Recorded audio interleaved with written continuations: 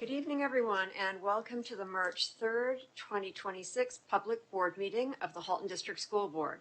These meetings are open to the public so that all can see and hear our deliberations and how each trustee votes on the business before us in an open and transparent manner. I would like to extend a special welcome to our guests, both online and in person. We are happy to have you join us this evening. We will start with the roll call. Vice Chair Oliver. Good evening, everyone. Trustee Ahmed. Good evening. Trustee Baxter. Good evening. Trustee Bryden. Good evening. Trustee Daniele. Thank you, I'm here. Trustee Gray. Here, thank you. Trustee Horn. Hi, everyone. Trustee Rocha. Hello. Trustee Zhang will be joining us momentarily, and Trustee Wibbenhorst is not well this evening. Student Trustee Shu. Good evening. And Student Trustee Ho has sent regrets for this evening's meeting. We will need to have a motion to authorize the absence of Trustee Wibbenhorst. Be it resolved that the board authorize the absence of Trustee Wibbenhorst from the March 3rd, 2026 board meeting. Trustee Rocha, would you please make this motion?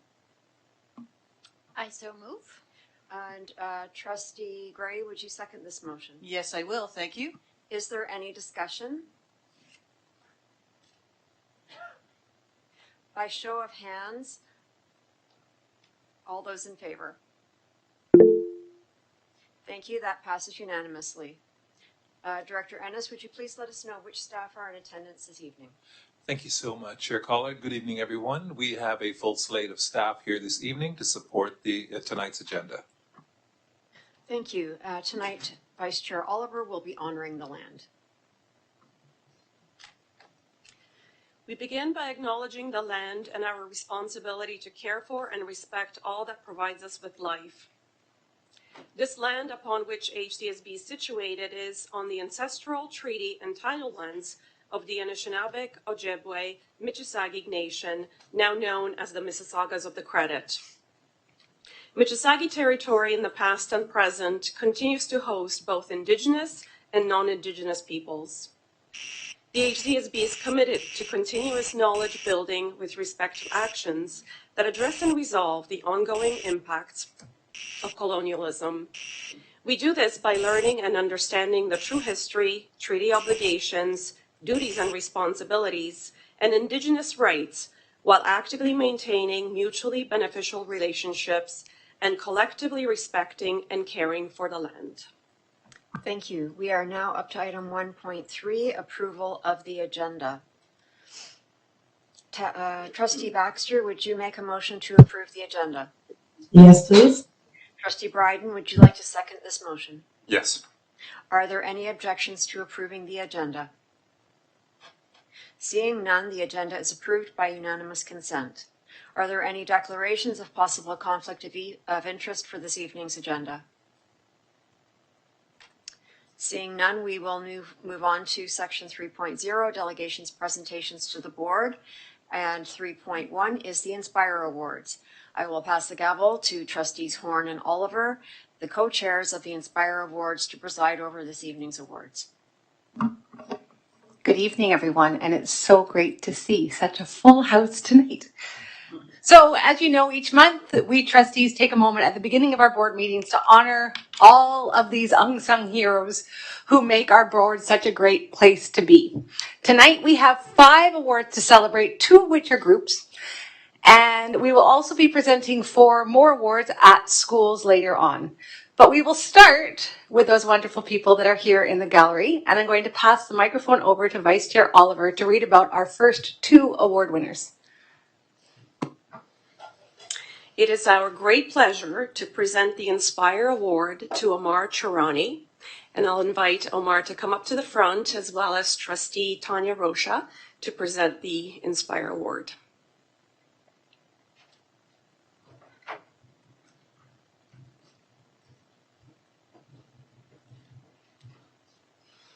Omar is a student at Iroquois Ridge High School who truly defines what it means to lead with compassion. While a member of the school community had a medical emergency, Omar demonstrated remarkable composure and strength. He acted without hesitation, guided not only by his first aid training, but his deep sense of care for others. He remained calm and reassuring, offering comfort and stability when it was needed most. Omar showed us that true leadership is about stepping forward with kindness. The impact of his character extends far beyond a single moment. He has strengthened the spirit of the Iroquois Ridge community and inspired those around him to lead with the same courage and compassion. Congratulations, Omar.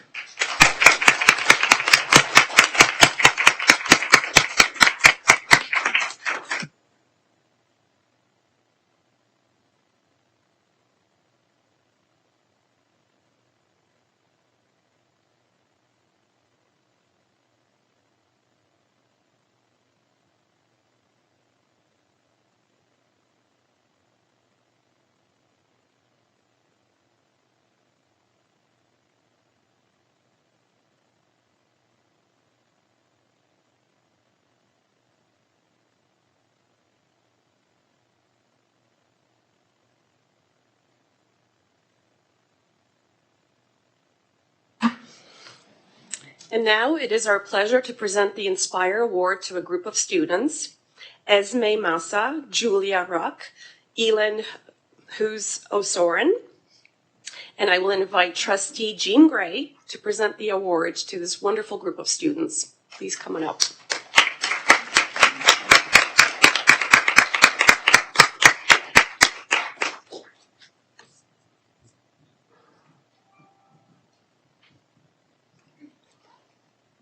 Esme, Julia, and Elin are grade 8 students at Stewarttown Middle School whose leadership and selflessness has made a lasting impact on their school community. When the junior girls volleyball team needed guidance, these 3 students stepped forward without hesitation, volunteering their time and energy simply out of their love for the game and their commitment to giving back. They have demonstrated extraordinary dedication, consistently arriving prepared, organized, and ready to lead with both confidence and care. Through their thoughtful planning, encouragement, and positive example, they have fostered a supportive and inclusive team culture where every player feels valued and motivated to improve. Their willingness to mentor younger students, model strong work ethic, and emphasize teamwork through both challenges and success reflects maturity and character well beyond their years. The influence of Esme, Julia, and Elin extends far beyond the volleyball court. They have inspired the next generation of student leaders and strengthened the spirit of our school community in a way that will continue to be felt for years to come. Congratulations.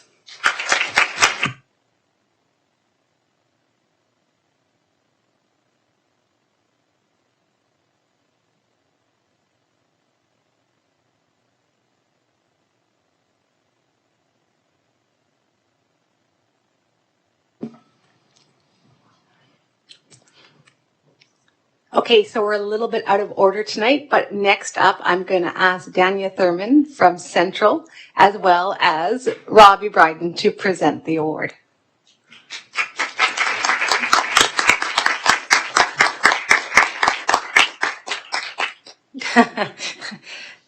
Dania, your unwavering dedication as school council chair at Burlington Central High School for the past 10 years is a commitment beyond words. I also wanted to point out that previously to Central Public School, you were also involved with Tom Thompson School Council and the Breakfast Program for 12 years. You have served as a passionate advocate and trusted voice for families and helped create an environment where every student feels supported and valued. You have contributed meaningfully to initiatives that prioritize wellness, inclusion, and connection, always ensuring student well-being remains at the heart of your decision-making. Through your mentorship of students in the art, your steady leadership during milestone school events, and your work supporting food security programs in the broader community, you have demonstrated that true service extends beyond the school walls. By consistently showing up, Listening deeply and bringing people together, you have inspired others to step into leadership and contribute with the same thoughtfulness and care. Your legacy is one of compassion. Your impact is lasting and will continue to shape the school community for years to come. I am so proud of you, my friend. Congratulations.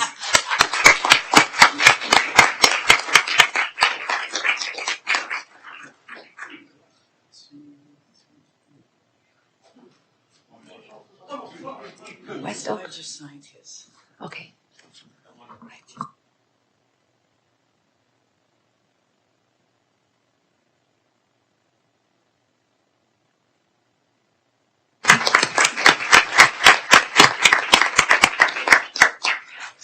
Next, I'm going to ask Victoria Hansford, a teacher at West Oak Public School, to come on up, and Vice Chair Oliver will be presenting you your award.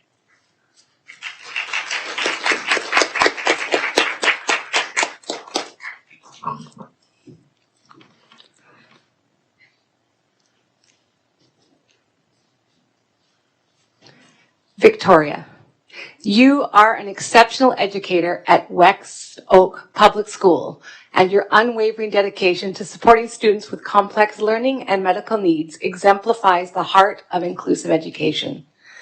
You have exceeded expectations by ensuring that every student you support is genuinely included and a valued member of the school community.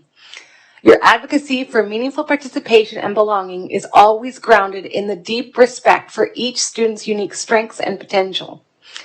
You approach your work with compassion, patience, and professionalism, thoughtfully adapting support to meet individual needs while always maintaining high expectations and dignity for every learner.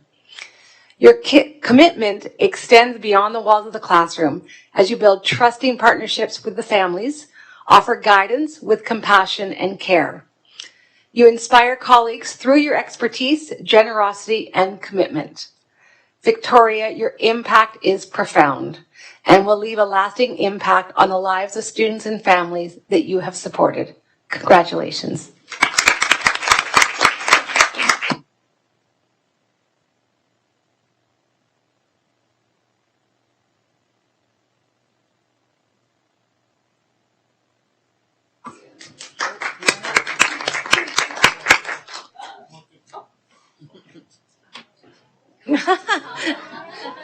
Are those your nominees?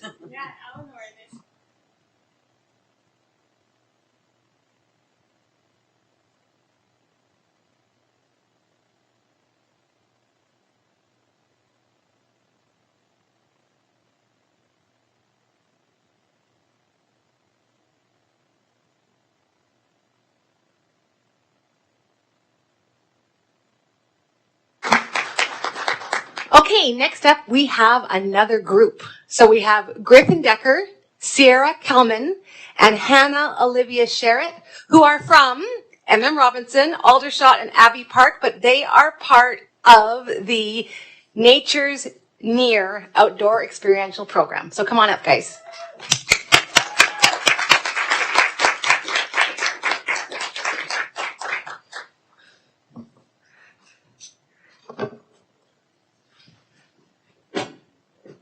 That's awesome. You're even doing a plug because you've all got your shirts on. That's amazing. All right. During your 5-month co-op placement with the HDSB's Nature Near Outdoor Experiential Leadership Program, takes a little bit of time to say, Griffin, Sierra, and Hannah, you have demonstrated exceptional leadership, professionalism, and initiative that far exceeds expectations. You approached your roles as contributors and changemakers, playing a key role in the design and the development of the HDSB Environmental Leadership Learning Center, an enduring legacy that will continue to support students' voice and environmental leadership across the HDSB. You have delivered engaging, accessible programming to over 1,300 students, adapting thoughtfully to the needs of learners and serving as confident, inspiring role models. You support professional learning for educators, modeling collaboration, organization, and creativity. Griffin, you brought energy and enthusiasm. Sierra, you contributed strategic insight.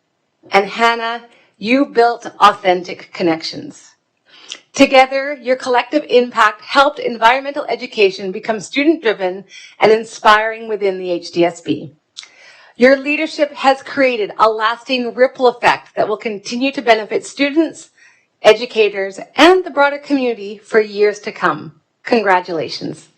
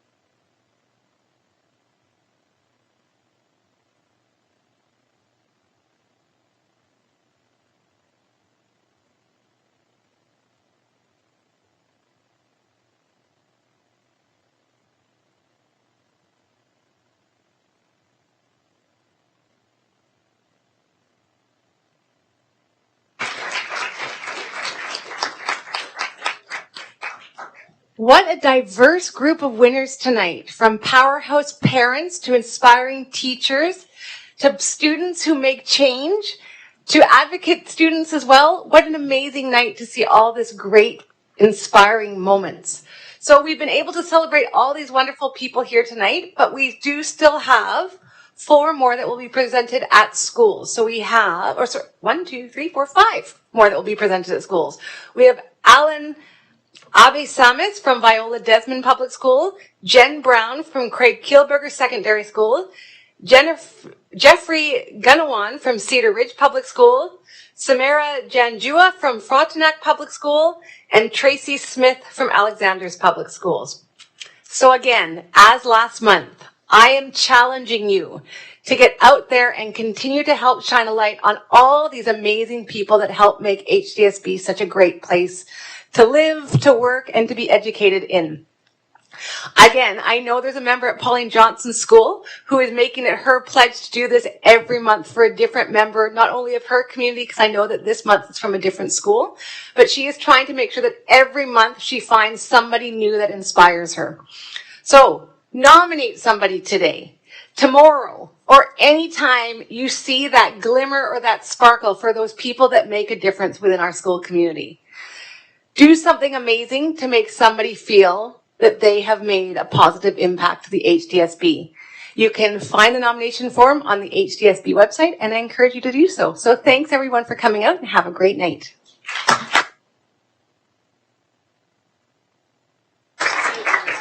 Our next item is the student trustee report, and if anyone in the gallery would like to stay to hear the student trustee report, it is delivered by our student trustee. Student trustee Shu, please go ahead. Through you, Chair. So, good evening, HDSB superintendents, trustees, staff, and viewers. I'm Trustee Xu, and I will be sharing the student trustee report for the month of February. Trustee Ho has expressed her regrets and is unable to attend the board meeting this evening, but nonetheless, we have a lot to share.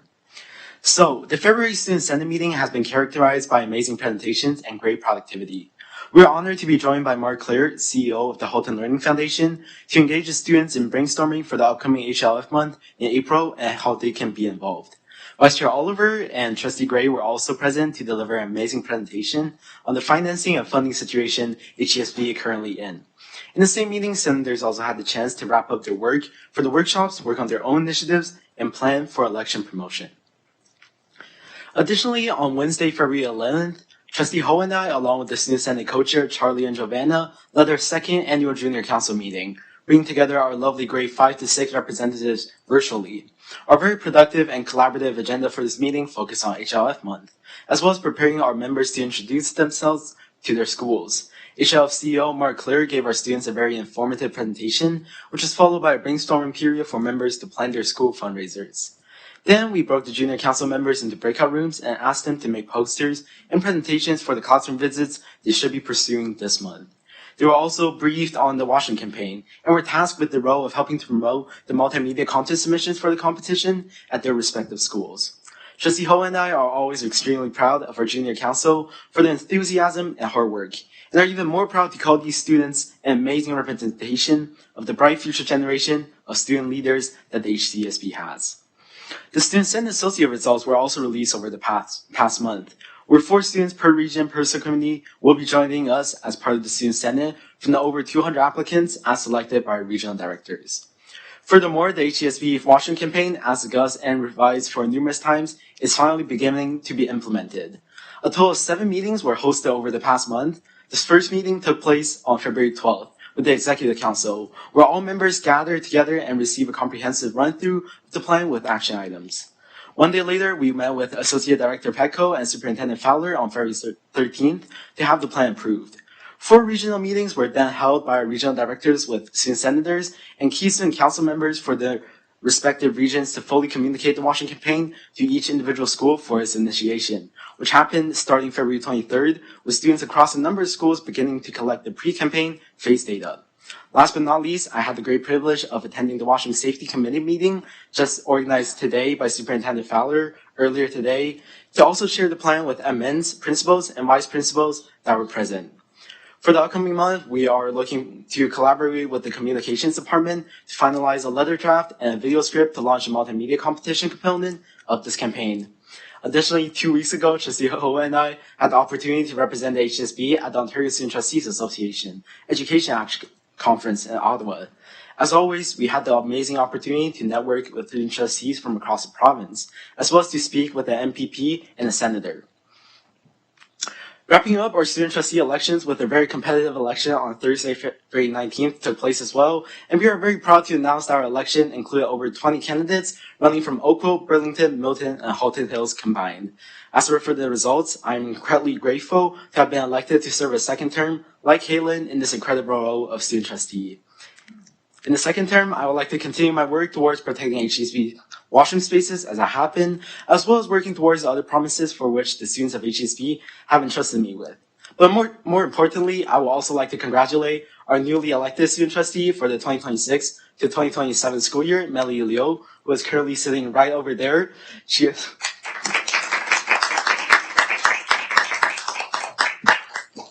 is a grade 10 student from Oakville Trafalgar High School, and Trustee Ho and I look forward to mentoring her as she prepares to step into this fulfilling role this August. For the upcoming month, Trustee Ho and I look forward to continuing our work with the senators, trustees, and staff to continue pushing for advocacy and changes. Thank you. This concludes our February Student Trustee Report. Thank you so much, Trustee Hsu. Are there any questions for our student trustee this evening? Trustee Rocha?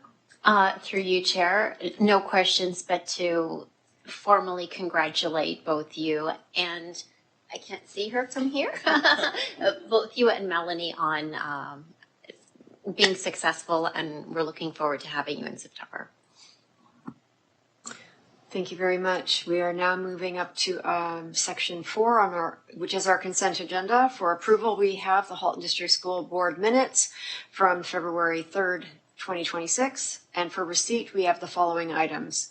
Approved minutes of Committee of the Whole, November 18, 2025, outstanding action items, board report schedule, policy and governance procedure review schedule, and correspondence to the board, 2 letters from the Waterloo Region District School Board and 2 letters from the Blue Water District School Board that are in the agenda package.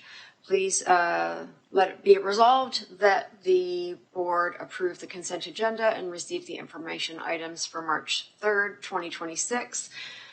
Trustee Zhang, Trustee Zhang's not here yet. Trustee Ahmed, would you make this motion? I do. Trustee Daniele, would you second this motion? Yes, I will. Are there any items that need to be pulled for discussion? Seeing none, are there any objections to approving the remaining items or all of the items in the consent agenda? The consent agenda is approved by unanimous consent. We are now up to section 5, items for action and ratification. 5.1.1, letter to the Minister of Education and Ombudsman on behalf of the Halton District School Board of Trustees, report 26008, submitted by Trustee Daniele and Vice Chair Oliver, and I will read the motions. Be it resolved that the Chair write a letter to the Minister of Education and the Premier requesting that a formal province-wide consultation process be developed and implemented before making any decisions that would result in changes to the role or number of locally elected English Public School Board trustees.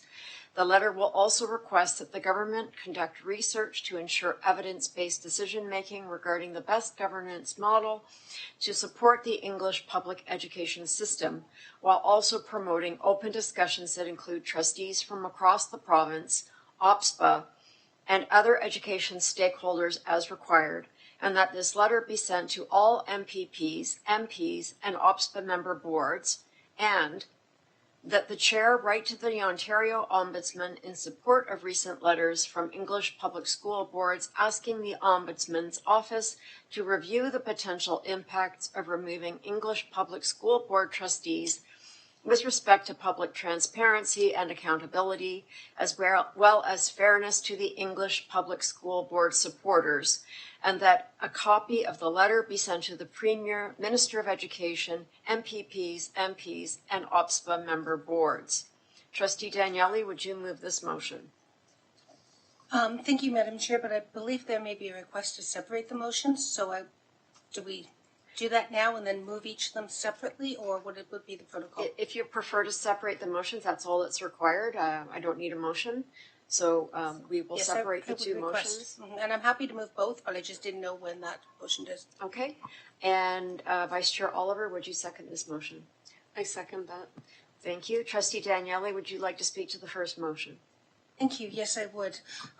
There's been a lot in the news about the governance of trustees over the last few months, and I would like to respectfully express gratitude to Minister of Education Calandra for looking at the governance system and ensuring that it is as effective as possible. We have 31 English public school boards and 10 public school authorities in Ontario that are serving more than 1.3 million K to grade 12 students.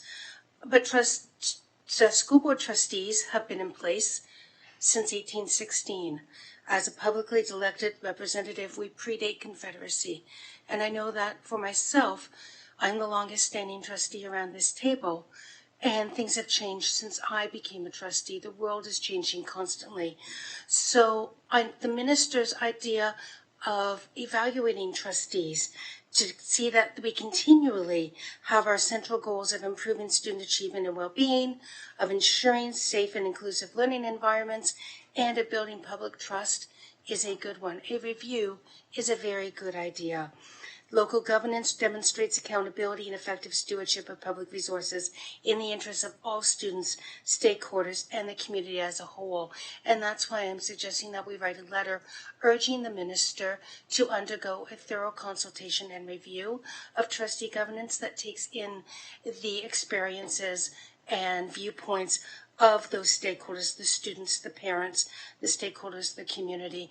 And I think we will come out of this with a much better system than we have now. And that's why I wrote this letter, this motion, asking that the government conduct that research and do that stakeholder consultation. Thank you. Thank you very much. I'm going to now open the floor for questions. Just give me a second to get that screen going. Okay. And I'm seeing no speakers to this motion. Please ring in on the eScribe system if you have a question. Trustee Horn. So, thank you, through you, Chair. So I'm just checking, Trustee Daniel, we are splitting the motion. So can you speak to the two items that are on the split, please? Since we have split the motion, Trustee Daniele spoke to the first motion. Yeah. Okay, thank you.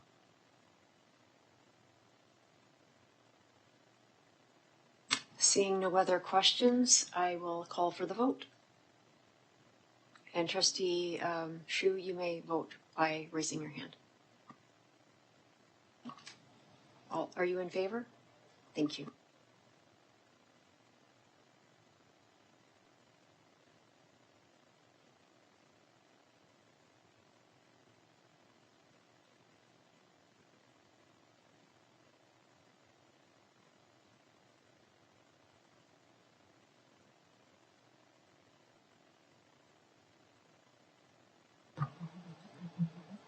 Trustee Baxter, are you able to use the eScribe system? I'm having some difficulty getting it to load, but my vote is yes, if you don't mind recording it, please.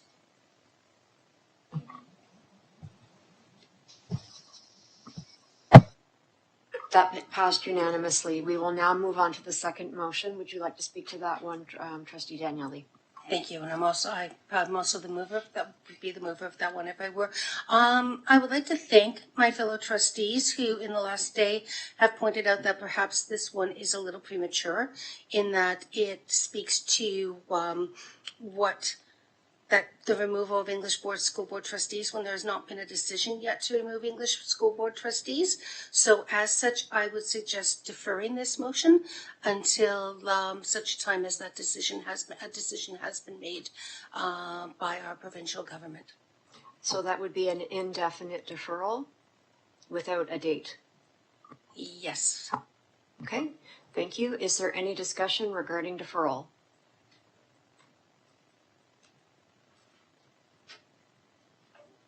Oh, I need a seconder.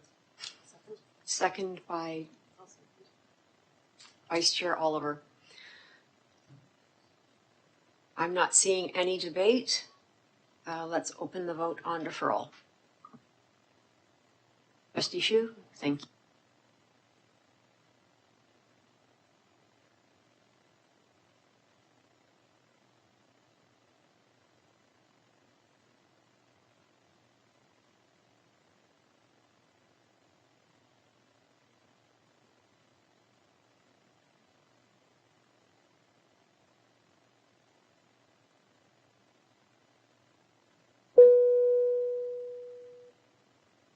Trustee Baxter, are you able to vote orally? Yes, I would like to vote yes to the deferral. Sorry, I'm only seeing the motion itself, not the deferral on my screen. Okay, thank you.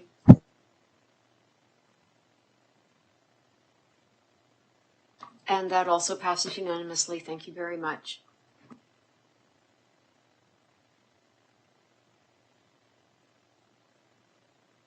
Moving on to item 5.1.2, SEAC nominations, report 26009, submitted by Superintendent Ruddock. Be it resolved that the Board of Trustees approve the recommended appointment of SEAC alternate Omer Mirza for Easter Seals, Ontario, and the recommended appointment of SEAC representative Sapna Gaba for Association for Bright Children. Trustee Baxter, would you move this motion?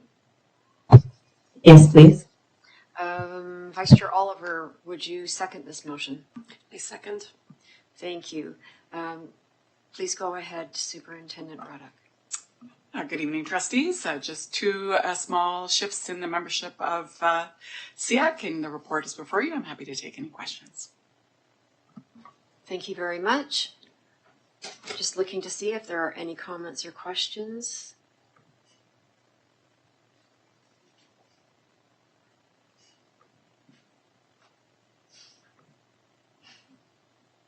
And seeing none, I think we're ready to vote.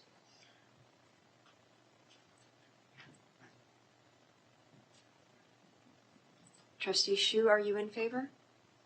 Thank you. And Trustee Baxter, were you able to vote? Yes, it's working now. Thank you. Thank you. And that passed unanimously. Thank you very much. The next item is 5.1.3, appointment of external auditor for 2025-2026 fiscal year, report 26010, submitted by Trustee Daniele. Be it resolved that the Board of Trustees authorize the appointment of the external audit firm Deloitte LLP to perform the annual financial statements audit and the agreed upon procedures report for the 2025-2026 fiscal year at a cost not to exceed $89,460 plus HST. Trustee Daniele, would you move this motion? Thank you. Yes, I will. Trustee Bryden, would you second this motion? Happily. Trustee Daniele, would you like to speak to this report? Thank you very much. The report is before you. It does align with our governance, and I would suggest if there are any questions, perhaps Superintendent Agoy would be able to help us with those. I'm not seeing any questions. I actually have one. Just for the benefit of our public viewers, could you give us a sense of the cost and how it has been in the last 5 years or so? Is this a big jump?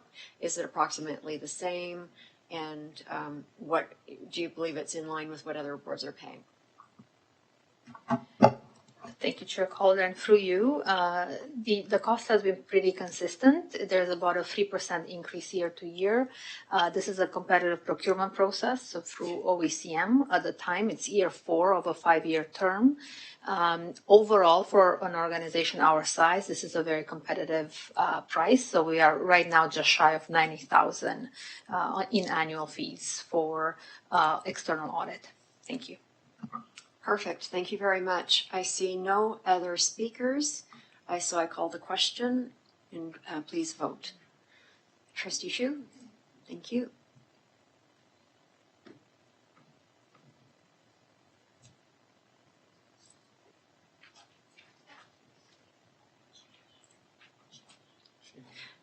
Trustee Zhang, are you able to vote? In favor. In favor, thank you.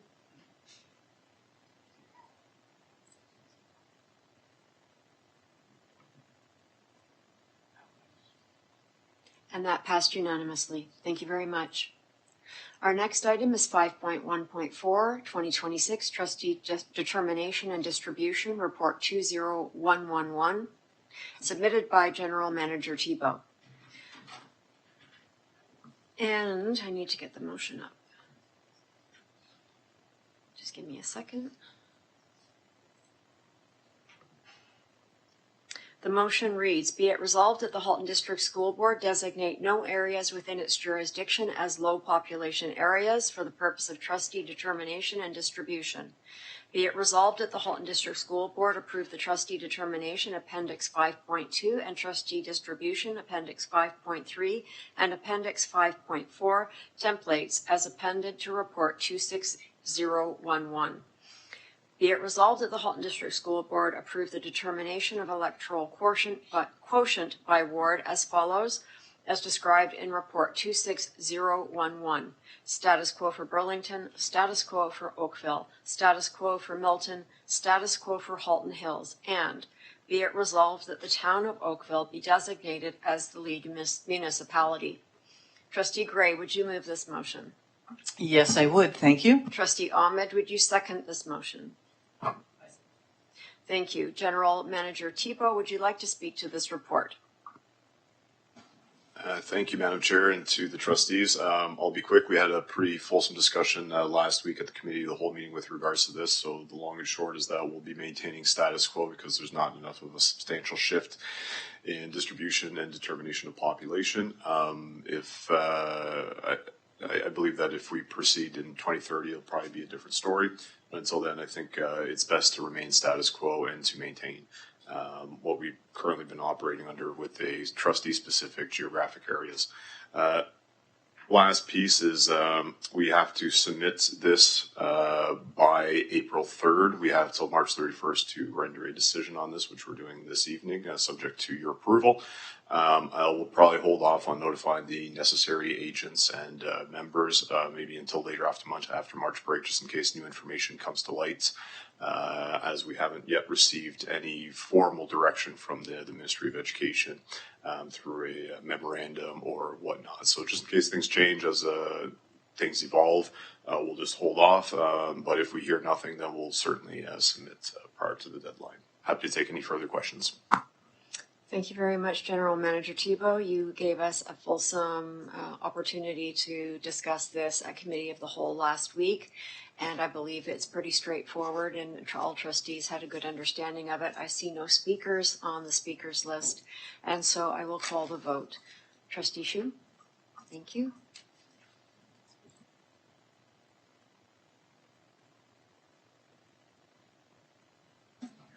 In favor.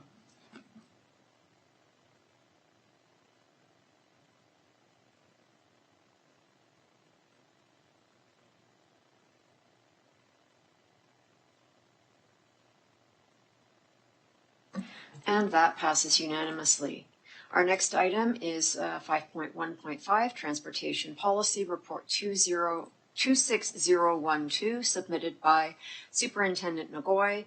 Trustee Horn and Trustee Zhang, would you move and second the motion, which I am about to read? That the Board of Trustees adopt the revised transportation policy and that all prior versions be revoked. Trustee Horn and Trustee... Yes, I will put the motion on the floor. Second. Yeah, second. Please go ahead, Superintendent Ngoy. Thank you. And for the chair, the transportation policy contains some changes in regards to some additional requirements. We have received comments to the Committee of the Whole to move the requirements section up in the policy statement. So we will be doing that if that's the amendment as a result of today's vote. We can do that and before we post it on the website. Otherwise, it does not change the actual eligibility criteria. It just gives some information in terms of the distance measurements, calculations, and appeal process, which is in accordance with HSDS operating procedures. And it has been put in the new template. Happy to take any questions. And again, we did discuss this at Committee of the Whole last week, and questions were asked at that time. I'm not seeing any further questions this evening. So I will call the question. And Trustee Xu? Thank you.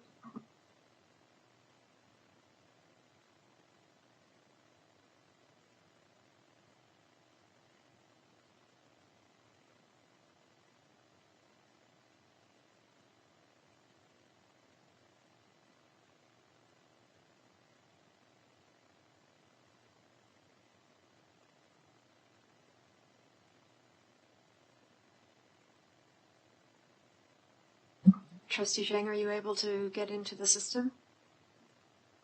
No, there's some problem here. Would you just cast your vote verbally then? In favor, please. Thank you. I'm also in favor and having technical difficulties.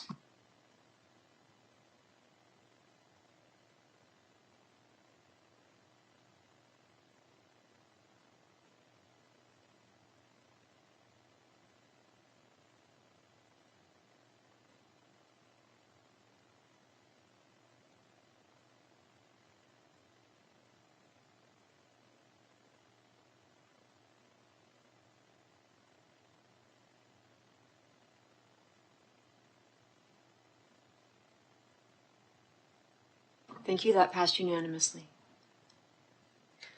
We will now move on to our information items. 6.1.1, the 2026-2027 Budget Consultation Feedback Results, Report 26013, submitted by Superintendent Ngoy. Would you like to speak to your report? Thank you. And through the chair, we are very pleased to present the survey results. This is the public survey that was launched in January, and we've seen an increase of over 50% in responses year over year, at close to 3,200 this year alone. In addition to, so while the report speaks to the survey results, I just wanted to mention that we did have a public information session in advance of the survey being launched with over 450 views and over 35 questions for clarification that were answered, and 23 budget workshops that have over 500 attendees that were between various committees, staff, union leaders, and with over 100 ideas generated. In terms of the actual budget survey and the respondents, we have seen about 50% come from parents and guardians, 24% from staff, and 23% from students. So that's a great turnout for student voice. We're very happy to see the increase from a 4% participation last year to 23% this year. So thank you to our student trustees and senators and all the work that has been in terms, in the background in terms of promoting this survey. So we are very happy to see their voice in these results. The top 5 areas, and 2 of them tie for the number 4, I should say, but the top areas that came out are in relation to student learning and achievement, safe schools, special education, school repairs and maintenance, and student mental health and well-being. And I just wanted to mention within the report, we do provide some additional background on some of the areas that were identified. Some are not within our control, such as class size, smaller class sizes and things like that. They are provincial matters and central labor negotiation items. But there are, a lot of good areas here that have been identified and detailed in the appendix, and some other suggestions for consideration when it comes to looking at the reduction of administrative overhead, professional development, technology, consolidated procurement, and efficient transportation. So I just wanted to mention that there's additional context for our viewers, for the public, at the last week's Committee of the Whole, when we have a fulsome conversation with regards to budget and all the areas of reductions that we've identified from an operating efficiencies perspective to date, over 5.5 million. So we have been capturing a lot of these ideas, and we are quite aligned with the themes that we see coming out from the public survey. And I'd be happy to take any questions. Thank you very much, Superintendent Ngoy. And we do have a speakers list. Trustee Bryden. Thank you, Chair. I'm thrilled that we had over 3,000 members of the community respond to this survey. And I think it's our duty to go back to them and say, thank you, this is what you told us. So I would love to do that. And I also echo Superintendent Ngoy's, not Trustee Ngoy's, you don't need that much of a pay cut. Superintendent Ngoy's point that some of these items are in our control and some of them are out of our control. And I think it's really important, particularly at this point in time, that we're flagging which those items are. So I'd like to move that the board requests the Financial Advocacy Committee, jointly with the Superintendent of Business Services, draft a letter to the HTSB community, thanking them for their input, summarizing the responses received, and noting among the key items those within the control of the board and those that require provincial intervention. I think that we have this committee in place to do exactly this kind of work, this kind of financial education about what is in control of the board and what is not, what requires provincial intervention to move forward.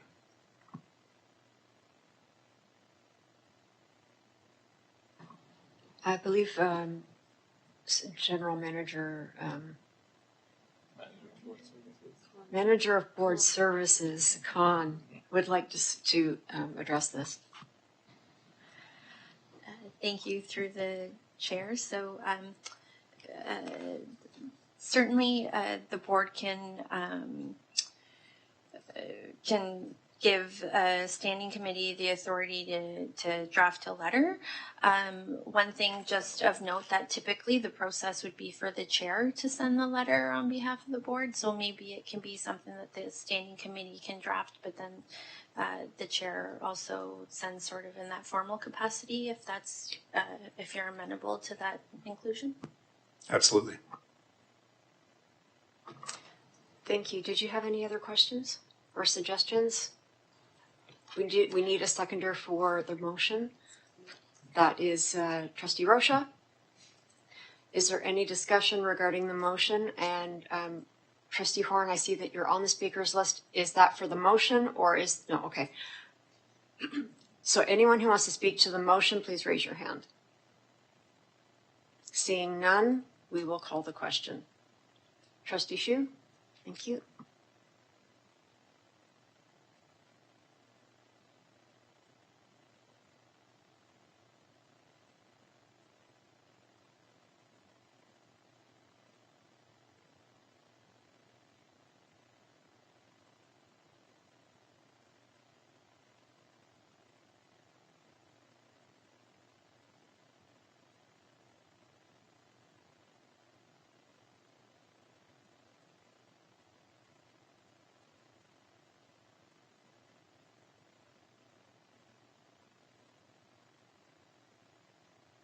Thank you. That passes unanimously.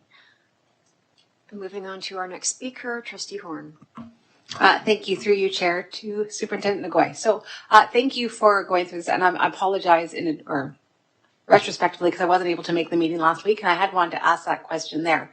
But I'm looking at the priority areas that have been identified by parents, students, and teachers within our board.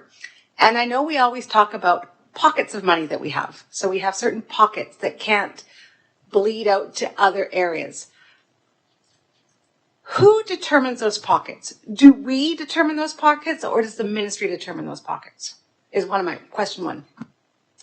Thank you. And so in terms of the enveloping provisions within the core education funding, so that is a provincial allocation. There are certain areas within the funding that are meant to be spent only in a certain way. So special education, for example, and other areas that are restricted for Indigenous, safe schools. So there's different areas that are very much specific, as well as one-time money that is also being allocated towards ministry priorities, such as literacy, numeracy, things like that. In addition to that, the accounting rules also have restrictions. So we cannot, for example, use capital funding towards operating and balancing the budget. And also any education development charges that we collect have to be spent on land only. So those are outside of the operating realm and the ability of trustees to direct funding towards balancing the budget. So can I follow up then? So we have pockets and envelopes, envelopes of money that go towards particular areas. So and I'm focusing specifically on special education because that was one of the areas of concern or highlighted within this report. So is that a minimum amount that needs to be spent on special education? It is up to us if we choose to add more. Is that correct? Thank you for that. So that's correct. So the envelope, that funding has to be spent on special education. Our board has in the past spent more in that area than we are funded on special education and student mental health and well-being. There are some connections and overlap in terms of where the funding is for those resources. So the minimum, should we be under, there will be deferred revenue for the purpose of only special education programs. You couldn't spend the excess in other areas, but if you spend more, you have to find other areas where you spend less in order to reallocate funding. Okay, thank you. Thank you. And our last speaker, Trustee Gray. Thank you very much. Through the chair. In section E of this report, it talks about respondents stress the need to reduce administrative overhead at the board level.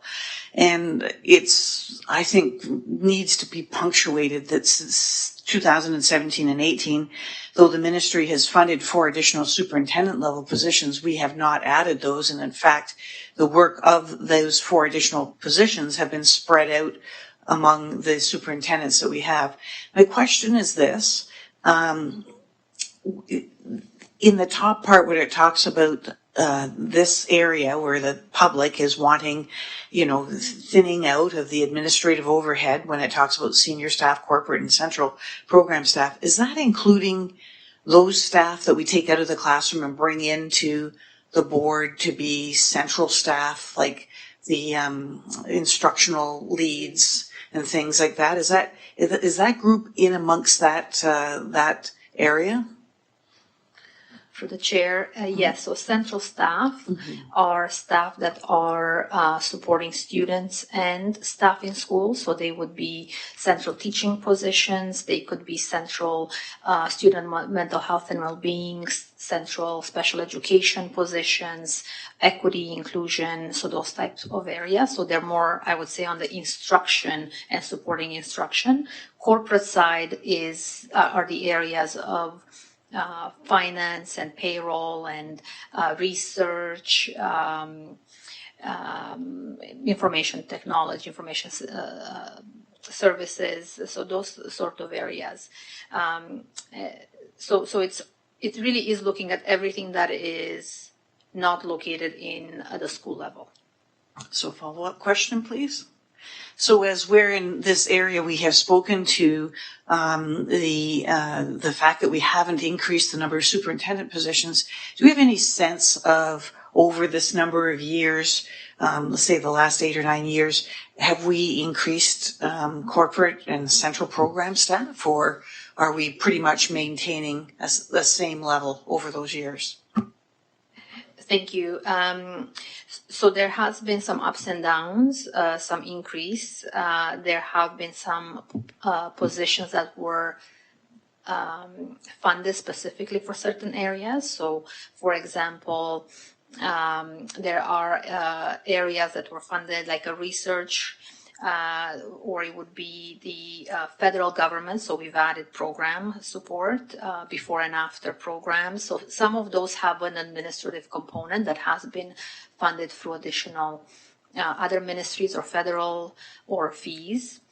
And also there is additional support for student funds for the non-union as well. So those would be the areas that would be considered an addition over 2017-18.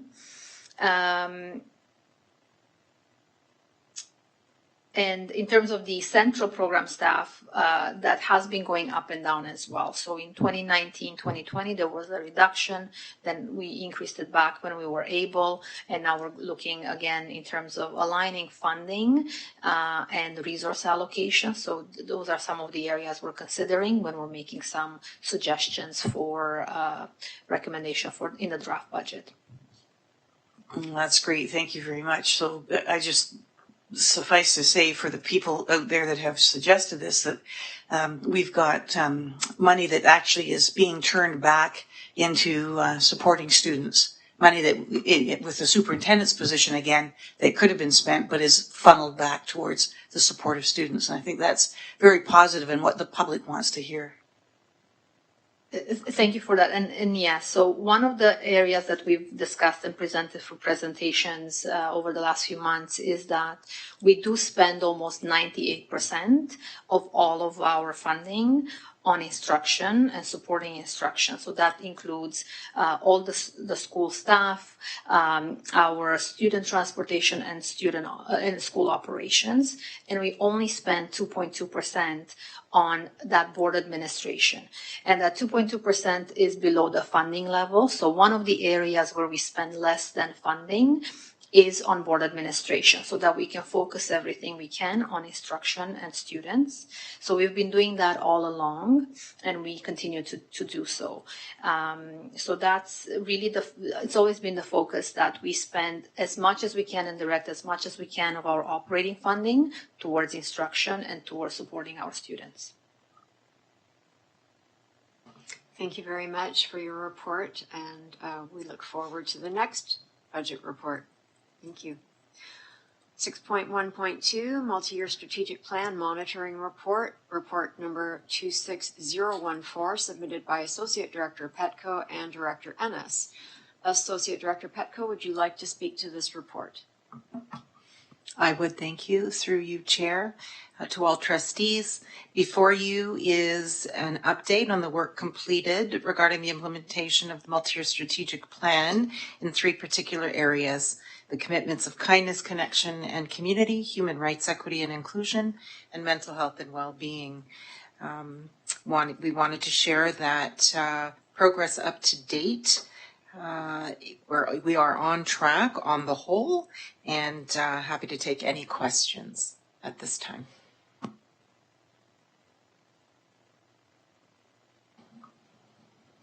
I have to say it was a very fulsome report. Took a few minutes to get through it. There were some pretty heavy stuff in there. I just want to give trustees a minute to formulate if they have a question or two. Trustee Bryden. Thank you. It is a very good report. I appreciate the level of detail in here. I very much appreciate seeing the updates to the DI indicators, which we've been looking forward to seeing. So many thanks to the research department for making that happen. I had a couple of questions. First off, in regards to those DIs, as the report says, this is decidedly a mixed bag of results. We're seeing improvements in some really important places and some things that look like backsliding in a couple of other important places. And I would ask whoever's best situated to speak to what we've learned from this data and from other sources of information that we have about progress that's being made and not being made. What's working, what's not working, what do we need to continue, and what do we need to change? Through the chair to Trustee Bryden, thank you for the question. I want to start by saying disproportionality index measures are inherently slow to shift because they reflect broader structural and societal inequities. Even modest changes represent meaningful progress. But while we acknowledge that improvement is happening without overstating it, we also recognize that sustained targeted effort is required. And in a moment, I will let Superintendent Coakwell, I took a second, Superintendent Coakwell to add a little more detail there. But having said that, I do want to add that the 2024-2025 disproportionality index results actually show both stability and improvement. And overall, the patterns are similar to 2020-2021, which reinforces that racial disparities are systemic and long-standing. And again, reflection of the wider community within which we exist. And we have seen measurable improvements in some specific areas. And again, I'm going to turn it over to Superintendent Coakwell to round out some of that information for us. So over to you, Superintendent Coakwell. Thank you. Through the chair, we have seen some reduced disproportionality in elementary math for Black students, improved grade 9 credit accumulation for Middle Eastern students and Southeast Asian students, and decreased suspension disproportionality for Black and white students. These shifts suggest that targeted equity-focused strategies are having impact. This is one measure we look at as we look to inform our work moving forward, and it shows us that our sustained efforts and our reflection on our strategies and interventions require analysis to support our continued work. With that, I'll pass it back.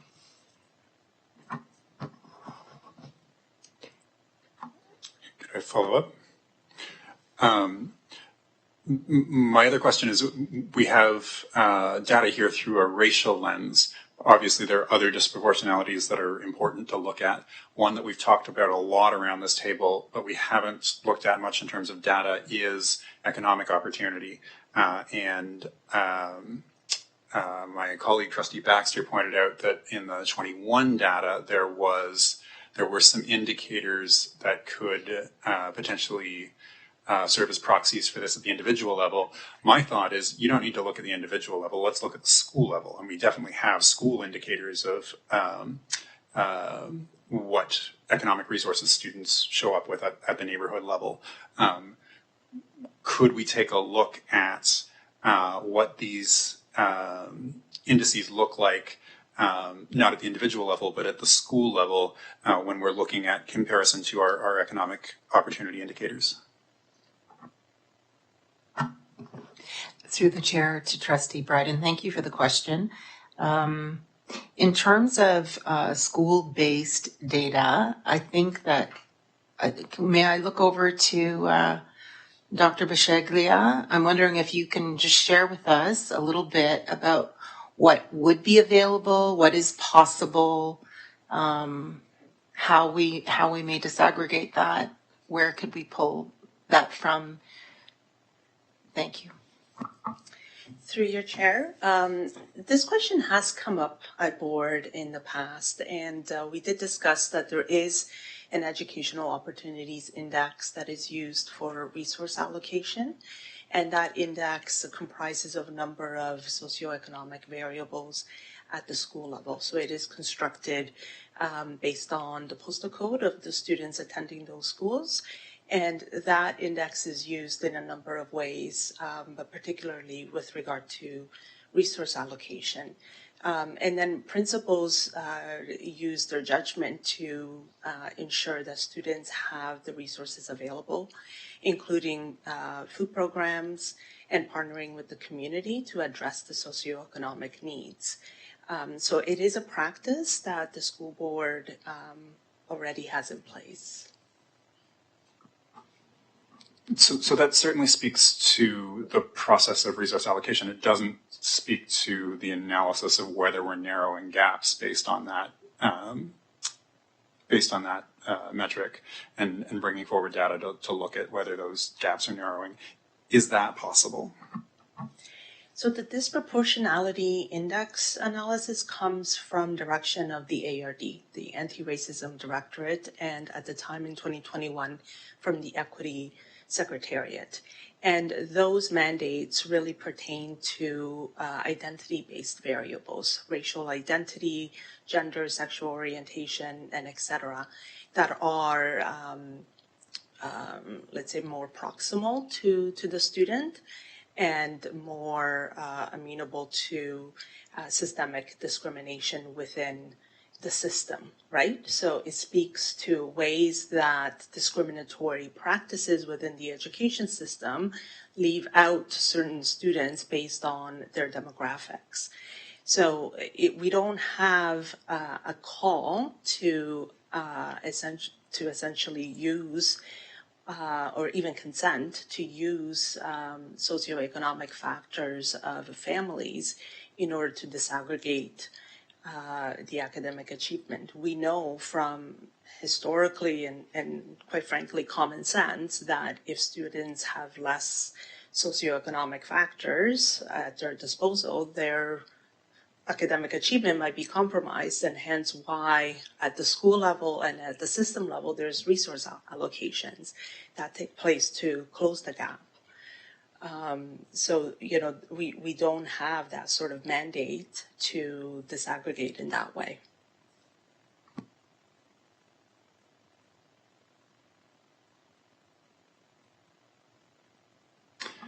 My perspective is at the individual level you might have consent issues, but at the school level, the mandate then would fall to the board to institute that we could say, yes, please do this.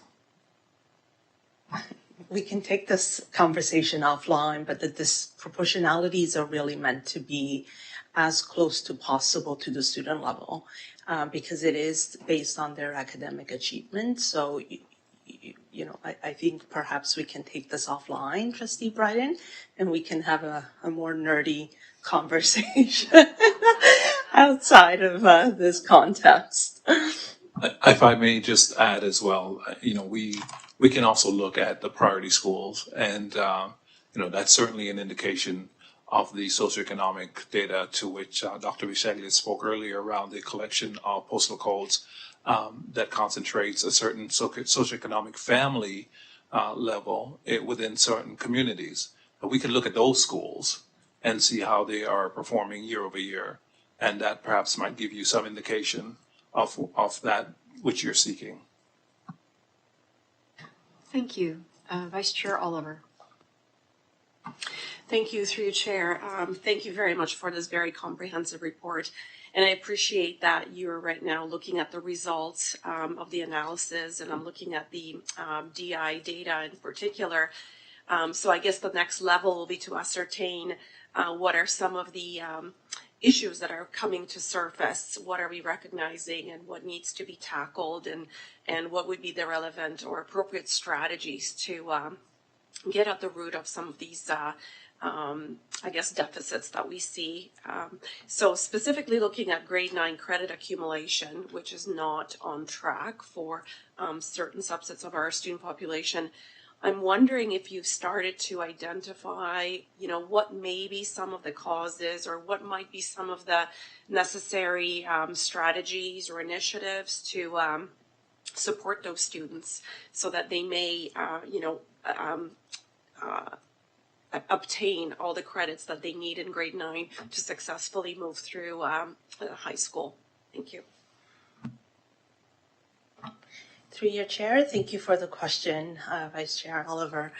I think that is the next step. The disproportionality indices were just updated 2 weeks ago, so it's very hot off the press. But I can share that the work is ongoing. I was actually just at a PD session 2 weeks ago supporting schools who have a grad coach in identifying Black students who are behind in their credit accumulation. And then those schools were asked to develop a plan. So there are, there's lots of work and there's lots of strategies. But as a collective, as a system, that is something that we'll need to take away. And the DEIs is just the first step in ensuring that all of our strategies are the most effective. Thank you. Moving on to Trustee Baxter. Thank you. Through the chair, I'd just like to echo Trustee Bryden's thank you for this report. There's some great data in there that I know I and other trustees have been asking for. So just gratitude to staff for all the hard work that went into the report. Just touching on the recent mention, Dr. Rusceglia mentioned the graduation coach program. I just had a question about the program in terms of the profile of the coaches themselves. Could you remind us, are they educators or some other regulated profession, or what is the profile of the coaches themselves? Thank you. Through the chair to Trustee Baxter, thank you for the question. I'm going to turn it over to Superintendent Coakwell, who can respond. Thank you, through the chair. The coaches come with a variety of lived experience as well as education and community-based experiences. So not one coach has the same background as the others, but their combined backgrounds and experiences and lived experience are what we use to fill out the program. We have 3 coaches that support this program at a number of schools, and they work together, but also with schools independently. So they are able to work off of each other's academic, community, and lived experience to support our students. Thank you, Superintendent Coakwell.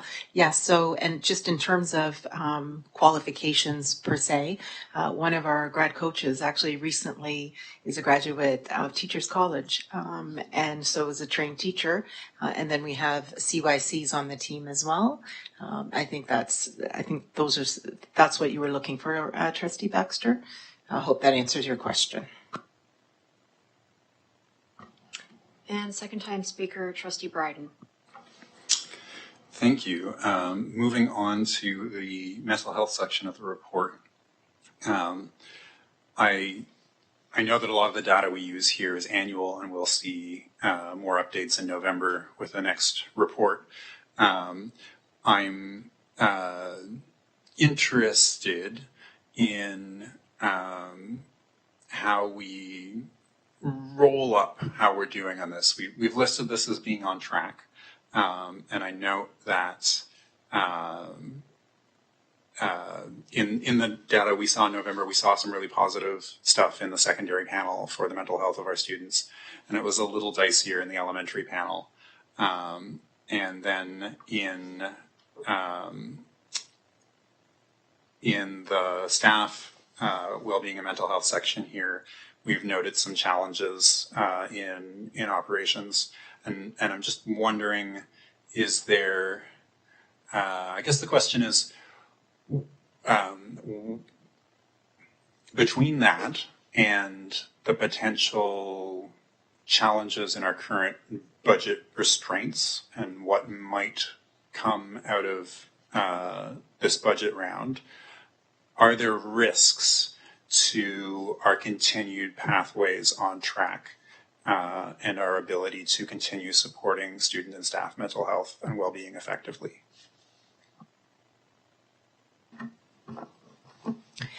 Through the chair to Trustee Bryden, I'm going to turn that over behind me.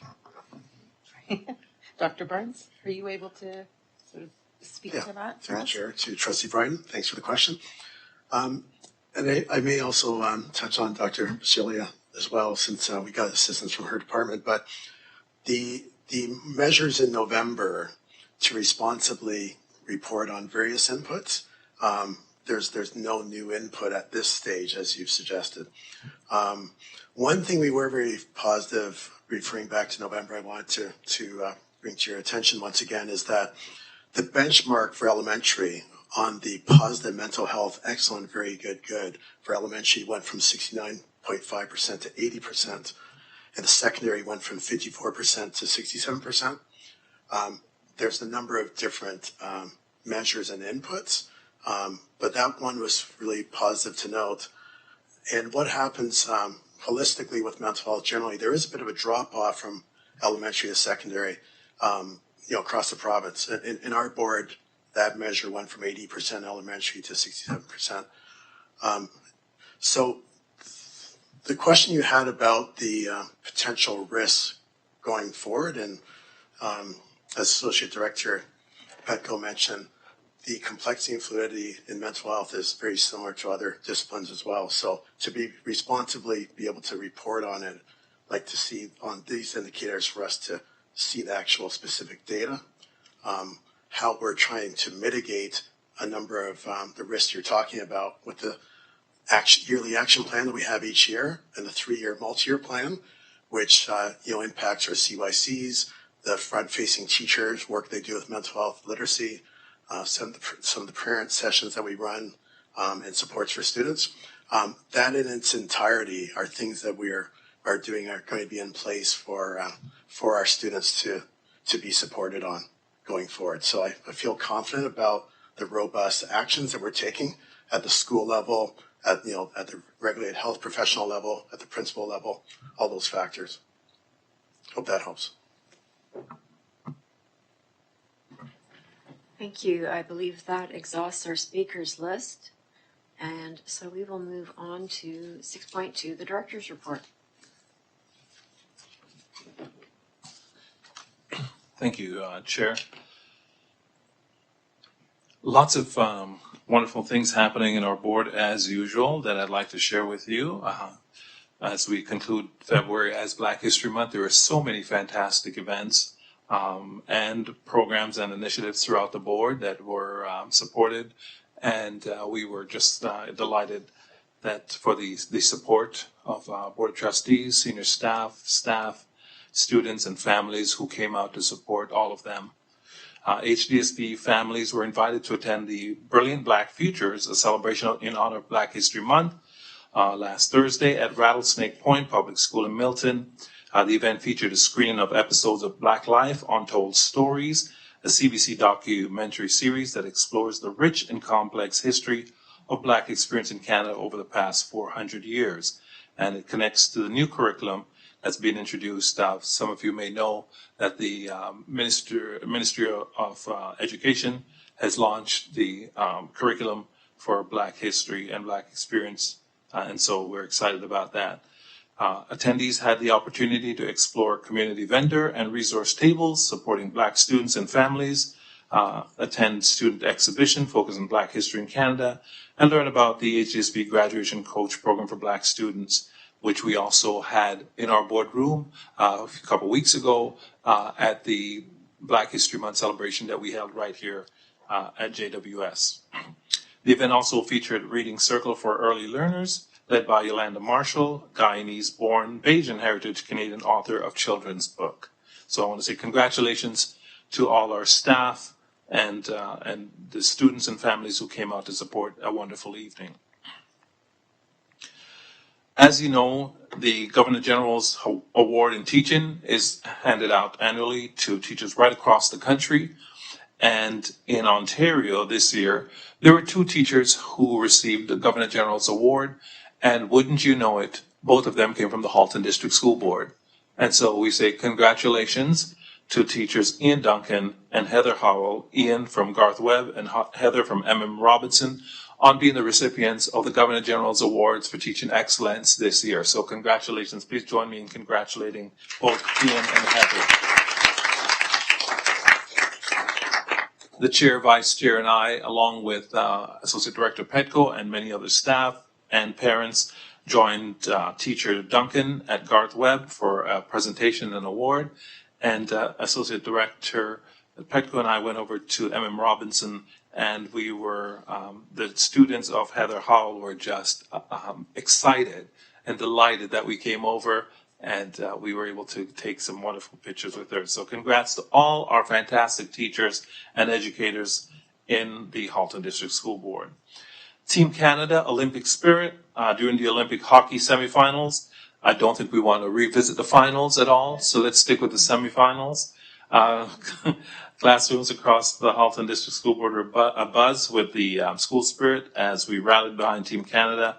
We all know how that ended, but a particular highlight during the high-stakes Canada versus Finland semifinal match, where students of Silver Creek received a special on-air shout-out from our national broadcast team. So that was fantastic, and we certainly are still in mourning about the outcome of both the women's and men's hockey final. I already mentioned the Black History Month presentation here at JWS, which is a fantastic event that happens here every year during February. And if you can make it next year, we look forward to seeing you. We unfortunately have some sad news as well to share. It's with profound sadness and a deep sense of loss. We share the news of a recent passing of Dorothy Whitley, Administrative Assistant for the International and Indigenous Language Elementary Program at Gary Allen Learning Centers. Dorothy's passion for education shone through her 40-year career with the Halton District School Board, where she will be deeply missed and fondly remembered by her many colleagues and friends. Our heartfelt thoughts and prayers are with her family, friends, and school community. So would you join me in a moment of silence in honor of Dorothy?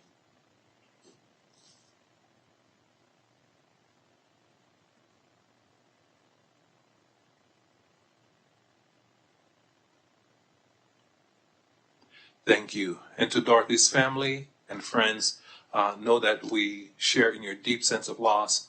We will definitely miss Dorothy, as she was a bright light in HDSB for 4 decades. Thank you. Thank you very much, Director Ennis. Moving on to item 6.31, the work of HDSB trustees. I seem to be stumbling over my acronyms and such this evening.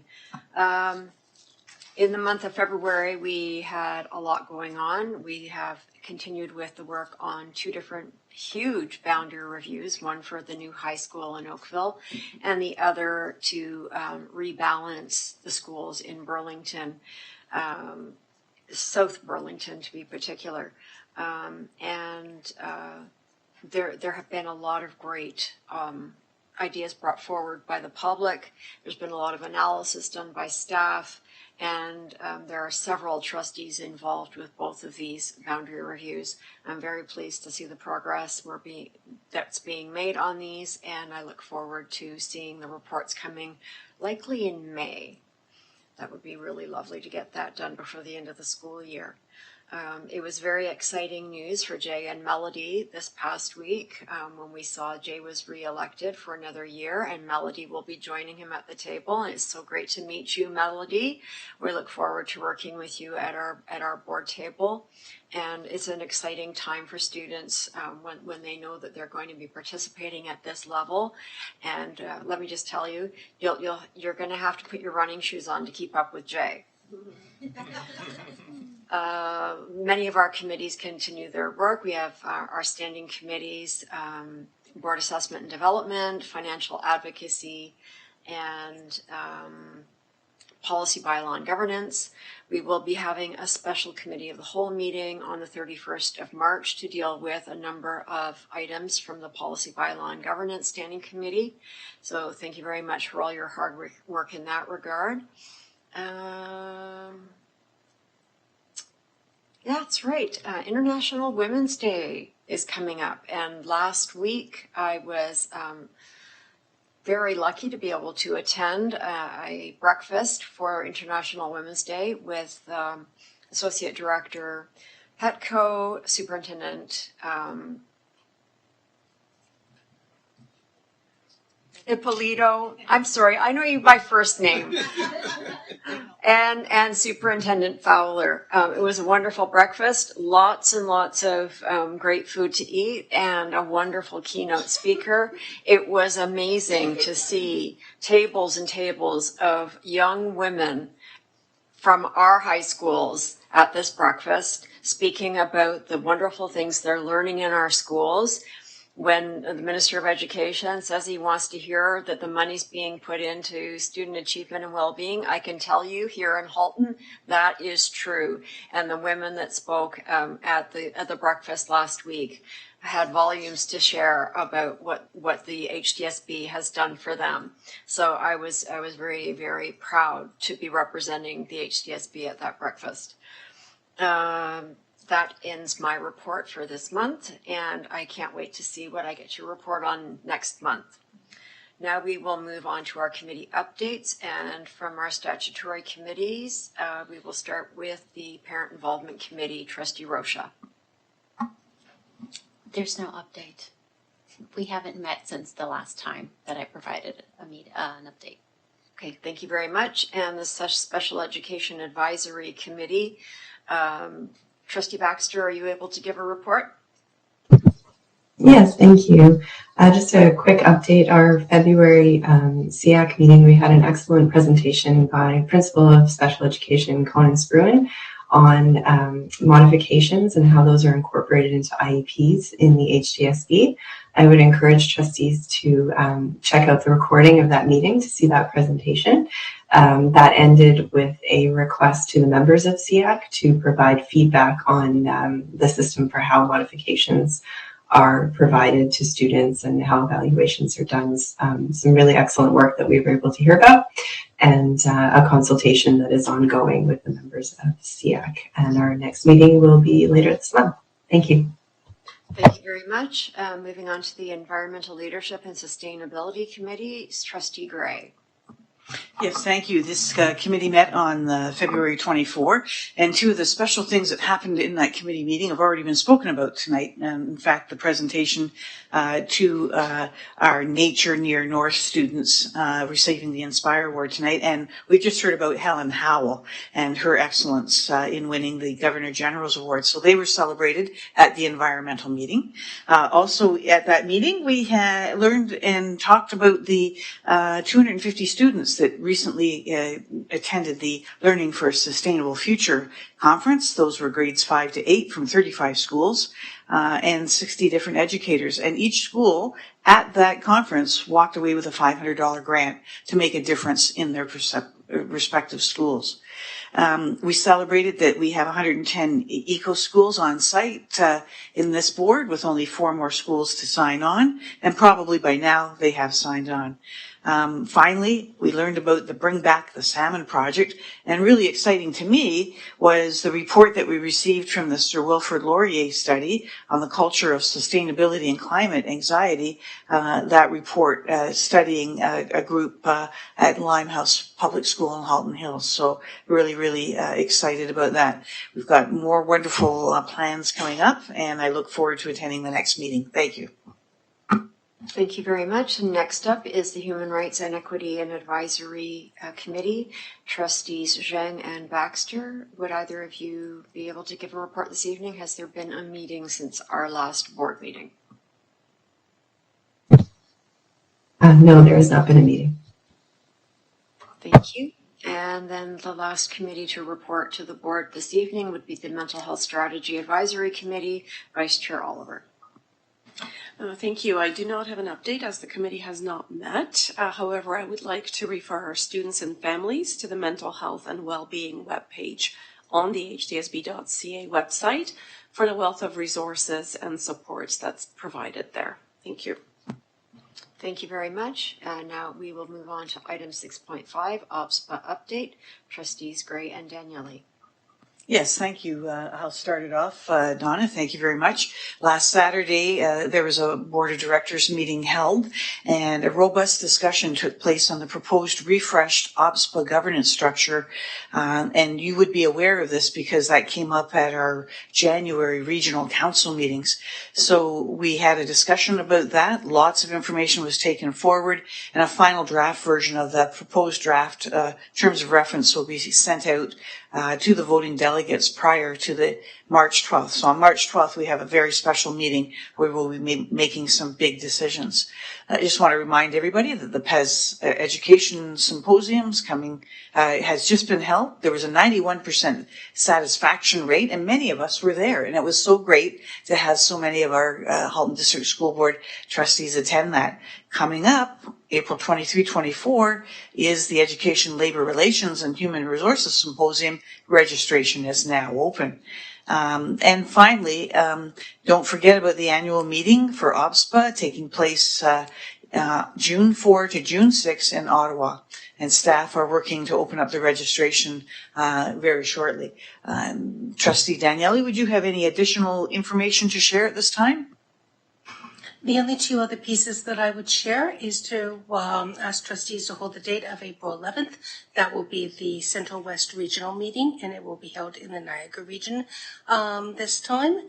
And as well, I will let you know that soon to come out will be the information on the 2026 Healthy Democracy Student Leadership Award. That will be open to any student within one of the Central West school boards.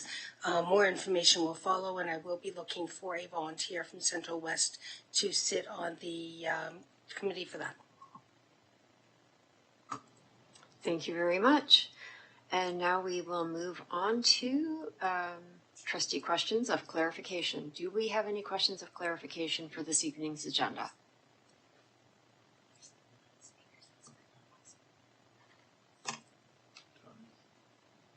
Trustee Rocha? Yes, through you, Chair. This is more a question of refreshing my memory. Registration for OPSPA's Labor Relations PD in April, does that come out of prior term reserve, or is that our personal budget? Prior term reserve. Okay, thank you.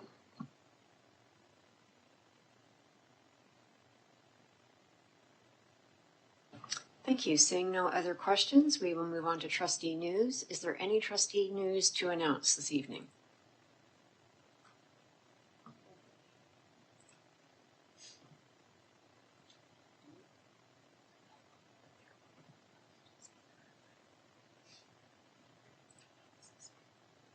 Trustee Daniele?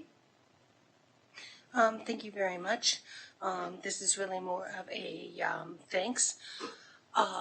My thanks to Superintendent Schoss and Director Ennis. This last week, they took time out of their busy lives and walked in the cold in support of the homeless, and it was absolutely incredible to see you there and to have your support and to help raise nearly $65,000 to support the homeless in the Halton area, some of which are our students. So thank you both very, very much for being there. Thank you for that, Trustee Daniele. It's always good and heartwarming news to know that we're making a difference. It's just sad that we need to. Thank you. Moving on, I believe we are requiring a motion to go into private session. Oh, I'm sorry. Trustee Gray, I missed you. How did that happen? Thank you very much. Just wanted to report from the Hills a special thanks to all of the school councils. I've now had a chance to meet with the members, and I'm, like all other trustees in this room, very, very thankful and appreciative of so many parents that come out to these school council meetings and make great decisions and offer their support and volunteer work to help all of our schools. It's been real eye-opening to listen to their meetings and to know of their plans coming up. And I look forward to a very, very busy spring in the Hills because there's lots of great things happening as a result of the work of our school councils up there. Thank you. Thank you very much. So we will now be heading into private session, and private session meetings are not open to the public pursuant to Education Act 27072. Trustee Ahmed, would you move a motion to go into committee of the whole private session respecting negotiation, personal, and property matters? I move the motion. Trustee Zhang, would you like to second this motion? I second. Are there any objections to moving into private session? Seeing none, the motion is passed by unanimous consent, and we are now in private session. Vice Chair Oliver, the floor is yours. Thank you very much. We'll take a recess. Yeah. Bio break. What, 10 minutes? We're going to do our photo. Yeah. Yeah. So everybody, please reconvene quickly.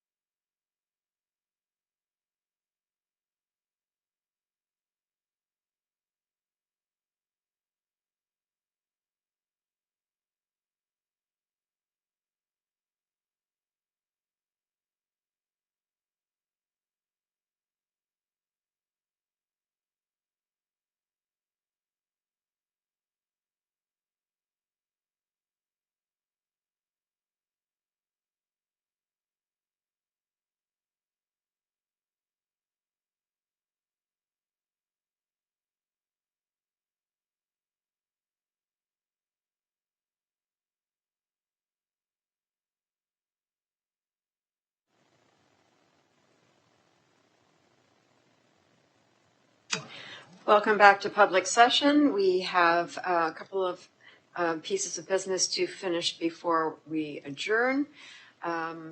We move on to item 8.0, approval of business transacted in committee of the whole, private session. Vice Chair Oliver, do we have any business from private session that requires approval? We have one item to ratify tonight. And I'll bring that forward. Be it resolved that the Halton District School Board approve the resolution from the Halton District School Board Committee of the whole private session March 3rd, 2026 agenda respecting property matters. Report 26015, private session agenda item 4.1, and I so move. Trustee Rocha, would you second this motion? Yes. Thank you. Is there any debate? Seeing none, please use the e-scribe to vote.